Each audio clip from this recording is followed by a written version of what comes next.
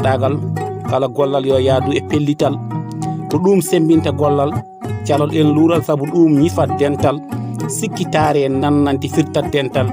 goto fof ñobbu ɓernde mum salo luural gollin Allah calol en ceeral ko gillin husata beldal hoolare ardo kawral tawa ina yaadi e neɗɗagal kala ko alda e gonga yarata e dental so en kaldi gonga ɓoyden e dental en mbawa ɓamtade gaga ballodiral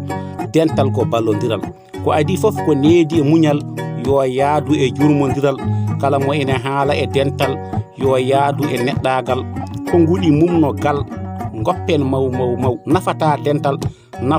ko hawrude e gollal kala ko eɗen golla ngol Allah goppen ñiŋoje caggal kala ko joli hakkunde men mbaɗi ɗum e neɗɗagal jorɗen kalten haqillantagal addi caɗele men ko wasde ka digal fusidente men ko sabu ñiŋoje caggal ɗum ɓamtata gondigal ko beldigal ne moƴƴi anduɓe jurnito ngal gondigal ɓuri hewde dente men so eɗen cuɓorɗen ko joom duuɓal hay so alda e gandal ɗum ko caɗele dental gori kam ɓuri mawnude ngunduyal kono haɗani cofon biftede gotel ha gori waali gotal wadde wota cuɓoɗen duuɓal so eɗen cuɓoɗe neɗɗo joom haqqillantagal hufata dental ko kormodiral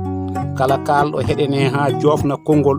soko belgol walla ko mettugol so gasi satore haqqillantagal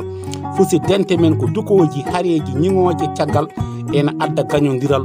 walla karmodiral sabu fooɗanade gardi ko dental wona ɗum ɓamtata dental ko anduɓe gardo alluɓe mballita woto miskineɓe kettagal cuɓode neɗɗo joom haqqillantagal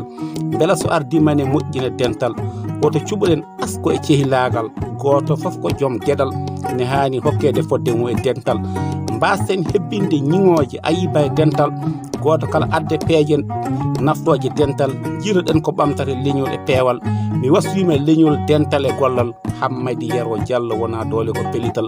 e tokara Hammady Babay Dia anne kadi a weltanama no feewi eɗen jokka e yimre men tawi ko yimre